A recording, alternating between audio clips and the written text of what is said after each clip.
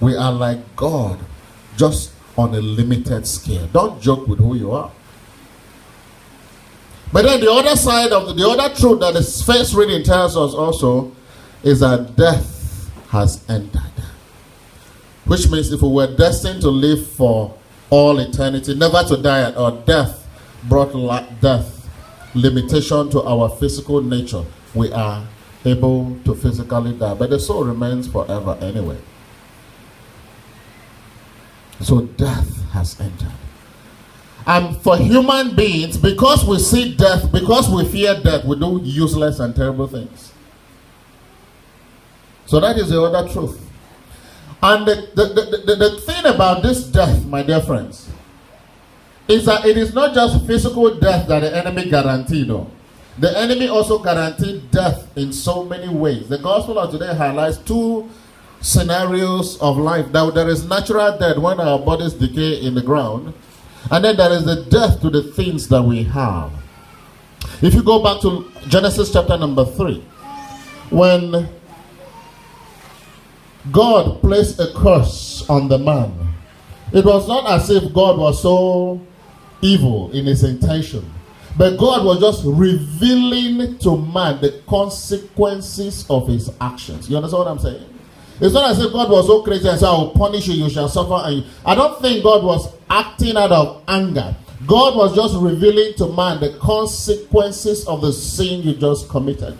Besides the fact that you will die naturally, everything you touch has also been cursed. In other words, there is limitation, even much more, on the things that I gave to you. Everything I have, everything you have, you will struggle for it. Everything that you are to get, you will have to make extra effort to get it.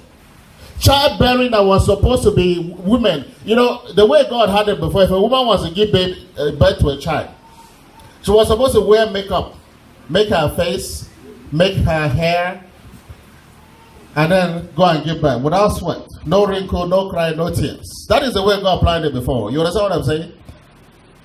A woman was supposed to walk into childbirth as if she's walking into a fashion show. She was supposed to tell her neighbors, and they go born pikin, make una begin play music, make una begin rejoice. Amen, somebody. She was not to need any medical doctors or midwives or anybody to give birth. The babies were supposed to arrive and they look at the Blessed Mother. Did she need any midwives? That is how God planned it originally from the beginning.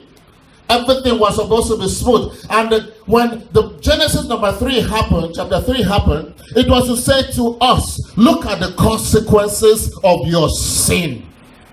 Look at how easy life was supposed to be. In the Garden of Eden, you were not supposed to toil, to struggle. You were not supposed to fight for bread, beg for bread. You were not supposed to go to bed sick. Even your body has become weakened. You will become sick. Your effort will be taunted. Will be blunt. Your effort will not be sharp. You have to work 10 times harder. You have to double your effort to achieve something small. To achieve 15% of success, you have to put in 75% of effort. Amen. That is the consequence. God was opening our eyes to see what we have lost. The consequences of sin. And the Bible, the New Testament, St. Paul tells us the wages of sin is what? Is death.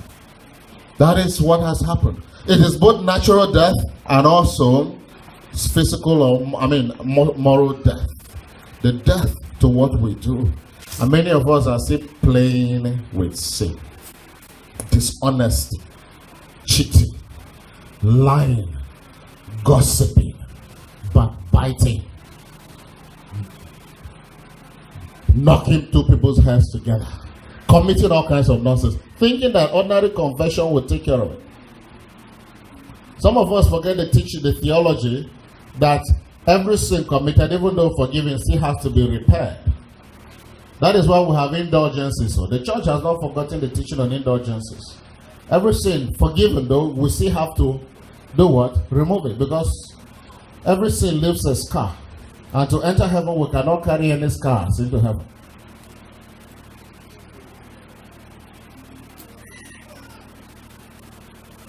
Many of us say, confession will take care of them, Jerry. Just go confession. Just when you settle, go meet Father. When you are done, just go and meet Father. Take your time and do whatever you want to do. Father did that. Just call him or come church one of these days. Just beg and say, Father. Or go far, go look for another Father. Everything is fine.